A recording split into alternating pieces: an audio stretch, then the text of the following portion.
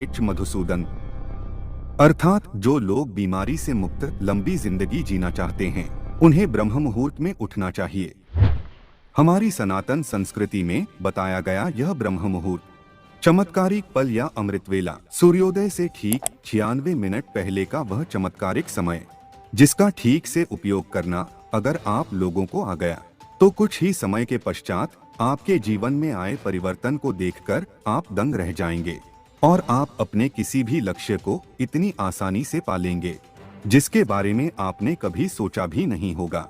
आप किसी भी स्किल्स में इतनी जल्दी विशेषज्ञ बन जाएंगे जिसे देखकर आप स्वयं भी हैरान रह जाएंगे, क्योंकि ब्रह्म मुहूर्त में किया गया कोई भी कार्य ठीक उसी तरह विकसित होता है जैसे कि पानी, खाद और सूर्य की उपस्थिति में कोई पौधा।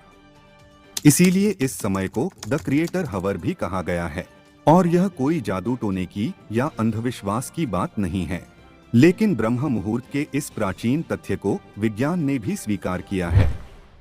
मैं बिस्तर पे जाता हूँ, 30 सेकंड में मुझे नींद आ जाती है, 30 सेकंड में। और सुबह जब मेरा उठने का समय होता है ठीक उसी समय उठता हूँ। मेरा जो रूटीन है रात को जल्दी सो जाना, उसके बाद सुबह उठना, 4 बजे मैं उठ जाता हूँ। डिस्कशन और प्लानिंग सुबह 3 से 6 के बीच में आप इतना करके देखिए, आपके घर से तकलीफें दूर चले जाएंगी, लड़ाइयाँ दूर चले जाएंगी, डिप्रेशन दूर चला जाएगा, सारी मुसीबतें खत्म। Mark Wahlberg wakes up at 2:30 a.m. Michelle Obama is at the gym at 4:30. Tim Apple wakes up at 3:45. Dwayne The Rock Johnson is bold. ब्रह्म मुहूर्त को हमारे शास्त्रों जैसे कि वेद, पुराण और उपनिषद में बहुत महत्वपूर्ण जगह दी गई है। यह हम आपको मनुस्मृति से दिखाते हैं। ब्राह्मे मुहूर्ते बुद्धेत धर्मार्थो चानु चिंते कायक्लेशांश्च तन्मूलान वेद तत्वार्थमेव च। अर्थात ब्रह्म मुहूर्त में उठकर हमें ध्यान यानी कि मेडिटेशन और वेदों का ज्ञान लेना चाहिए। अब आप सोचो कि इतना कठिन कहा जाने वाले वेदों के अध्ययन को महर्षि मनु ने ब्रह्म मुहूर्त के समय ग्रहण करने को कहा है, तो इसके पीछे एक बहुत बड़ा कारण रहा होगा। और हाँ, सच में इसके पीछे बहुत बड़ा कारण है। और सनातन धर्म के साथ साथ दूसरे धर्म के लोगों ने भी इस समय को प्रार्थना, धार्मिक अध्ययन, ध्यान, मनन, चिंतन और आयोजन के लिए महत्वपूर्ण माना है। तो अब हम आपको यह बताएंगे कि इस समय के दौरान ब्रह्मांड में ऐसा क्या होता है जो ब्रह्म मुहूर्त के समय को इतना पावरफुल बनाता है। पहला है अच्छे मुहूर्त से शुरुआत। हम हमेशा अपने शुभ कार्यों की शुरुआत मुहूर्त देखकर ही करते हैं, जैसे कि शादी करना, गृह प्रवेश करना आदि। तो फिर हम अपने महत्वपूर्ण दिन की शुरुआत एक अच्छे मुहूर्त से क्यों ना करें। लेकिन मुहूर्त किसे कहा जाता है? एक मुहूर्त 2 घड़ी का होता है। 1 घड़ी बराबर 24 मिनट और 2 घड़ी बराबर 48 मिनट और 48 मिनट बराबर 1 मुहूर्त और 24 घंटे के एक दिन में ऐसे 30 मुहूर्त होते हैं, जिसकी सूची हम आपको दिखाते हैं। इसमें 29वें क्रम का मुहूर्त है ब्रह्म मुहूर्त। और ज्ञान प्राप्ति के लिए, ब्रह्म प्राप्ति के लिए, लक्ष्य प्राप्ति के लिए और अपने सर्वांगीण विकास के लिए यह ब्रह्म मुहूर्त बहुत ही अनुकूल समय है। आपका लक्ष्य चाहे कुछ भी हो, लेकिन उसे प्राप्त करने के लिए आपको चाहिए एकाग्रता, कंसंट्रेशन, जिसमें आपको कोई भी अंदरूनी या बाहरी चीज विचलित ना करें। और ऐसी एकाग्रता में, पूरे लय में, स्टेट ऑफ फ्लो में आप जो भी कार्य करेंगे वह कार्य एक्स्ट्रा ऑर्डिनरी होगा। और इसी एकाग्रता के लिए योगी और मुनि लोग एकांत की तलाश में पहाड़ों की गुफाओं में चले जाते हैं। लेकिन हम संसारियों के लिए परमात्मा ने एक ऐसा समय दिया है जिसमें पूरा ब्रह्मांड लक्ष्य प्राप्ति में हमारी मदद करता है, और वह है ब्रह्म मुहूर्त। तो आइए जानते हैं कि ब्रह्म मुहूर्त हमारी कैसे मदद करता है। सनातन धर्म एक वैज्ञानिक जीवन पद्धति है और इस पद्धति में बताया गया है कि शाम का 6 से 9 का समय रुद्र काल है, जिसमें कभी भी सोना नहीं चाहिए। 9 से 12 बजे का समय है राक्षस काल, जिसमें हमें किसी भी हालत में जगे हुए नहीं होना चाहिए। 12 से 3 बजे का समय है गंधर्व काल, जिसमें हमें गहरी नींद आती है। और 3 से 6 बजे मनोहर काल के दौरान हमें हर हालत में बिस्तर छोड़ देना चाहिए, क्योंकि मनोहर काल के दौरान हमारे इस यूनिवर्स में कॉस्मिक एनर्जी यानी कि विश्व शक्ति का संचार सबसे ज्यादा होता है। और इस दौरान किया गया मेडिटेशन इतना पावरफुल होता है कि आपको कुछ दिनों के अंदर ही स्पेशल एक्सपीरियंस शुरू होने लगेंगे। आपकी विश्व शक्ति का लेवल इतना बढ़ जाएगा कि आप अपने कॉन्शियसनेस इंटेलिजेंट में इसका असर देखने लगेंगे और ज्यादा से ज्यादा कॉस्मिक एनर्जी पाने के लिए साधु योगी ब्रह्म मुहूर्त के दौरान मेडिटेशन करते हैं। अब ऐसा बिल्कुल नहीं कि कॉस्मिक एनर्जी पाने के लिए आपको मेडिटेशन ही करना जरूरी है, बिल्कुल नहीं। अगर इस समय के दौरान कंसंट्रेशन के साथ किया गया कोई भी काम, चाहे वह पढ़ाई हो, प्लानिंग हो या मेडिटेशन हो या कुछ भी हो, उस काम के रिजल्ट आपको एक्स्ट्राऑर्डिनरी ही मिलेंगे। कॉस्मिक एनर्जी के बाद ब्रह्मांड हमें दूसरी चीज देता है, न्यूनतम ध्वनि प्रदूषण। क्या आप जानते हैं कि तेज आवाज का आपके दिमाग पर क्या असर पड़ता है? अगर नहीं जानते तो आज जान लीजिए। हमारे आसपास की आवाजें हमारे ब्लड प्रेशर को इंक्रीज करती है, जिससे दिमाग ठीक तरह से कंसंट्रेट और फोकस नहीं कर पाता।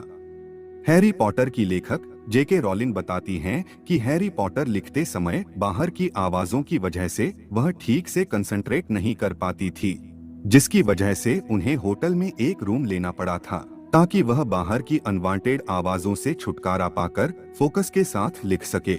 और जब बात फोकस और कंसंट्रेशन की आती है तो छोटी छोटी बातें भी अपना महत्व रखती है। और जब सुबह के समय शांत वातावरण में हम कोई भी कार्य करते हैं तब हम बहुत कम समय में बहुत ज्यादा प्राप्त करते हैं। तीसरा है शुद्ध वातावरण। क्या आप जानते हैं कि ब्रह्म मुहूर्त के समय हमारा वातावरण सबसे प्योरेस्ट फॉर्म में होता है? सुबह के समय एनवायरनमेंट में 41% ऑक्सीजन और मात्र 4% कार्बन डाइऑक्साइड होती है, यानी कि न्यूनतम प्रदूषण। अब आप जानते ही है कि शुद्ध हवा से सैकड़ों फायदे होते हैं और इसका सबसे बड़ा फायदा यह है कि शुद्ध हवा हमें देती है बहुत ज्यादा शक्ति और तेज मस्तिष्क। तो आपने देखा कि ब्रह्म मुहूर्त में ब्रह्मांड और प्रकृति हमारा किस तरह से सहयोग करती है। अब हम जानते हैं कि हमारा शरीर ब्रह्म मुहूर्त में किस तरह से सहयोग देता है। आयुर्वेद में बताया गया है कि हमारा शरीर जल, अग्नि, पृथ्वी, वायु, आकाश इन 5 तत्व से बना है और इन्हीं 5 तत्वों के मिलने से हमारे शरीर की मुख्य शक्ति का निर्माण होता है। वायु और आकाश से वात बनता है, अग्नि और जल से पित्त बनता है, जल और पृथ्वी से कफ बनता है। अब यह जो वात शक्ति होती है वह मानसिक कार्य करने के लिए बहुत ही महत्वपूर्ण है। शाम को 2 से 6 तक और सुबह 2 से 6 तक वात शक्ति हमारे शरीर में प्रवाहित होती है। इस समय के दौरान हमें रचनात्मक और बौद्धिक कार्य करने चाहिए, लेकिन वात शक्ति के दरमियान हमें मस्तिष्क से जुड़े हुए कार्य क्यों करने चाहिए? तो यह जो वात शक्ति होती है वह हमारे शरीर के एक ऐसे चक्र से जुड़ी हुई है जो आध्यात्मिक चेतना को बढ़ाता है, जो हमारी भावनाओं को भक्ति, शुद्ध ईश्वर प्रेम और निष्ठा की ओर मोड़ता है, जिसका प्रतीक हिरण है, जो अत्यधिक ध्यान देने और चौकन्नेपन का बोधक है। और सबसे खास बात, इस चक्र के देवता शिव और पार्वती हैं। शिव चेतना और पार्वती प्रकृति की प्रतीक हैं, जिससे हमें ब्रह्म का ज्ञान होता है। और इस चक्र का नाम है अनाहत चक्र। और जब ब्रह्म मुहूर्त में वात शक्ति हमारे शरीर में प्रवाहित होती है, ऐसे समय हम कोई बौद्धिक कार्य करते हैं तो यह अनाहत चक्र भी अपना प्रभाव दिखाना शुरू कर देता है। अनाहत चक्र का रंग हल्का नीला आकाश का रंग है। अनाहत का समान रूप तत्व वायु है। वायु प्रतीक है स्वतंत्रता और फैलाव का, और आकाश प्रतीक है अनंतता का, जो हमारी रचनात्मकता को, हमारे ज्ञान को अनंत तक फैलाने में मदद करता है।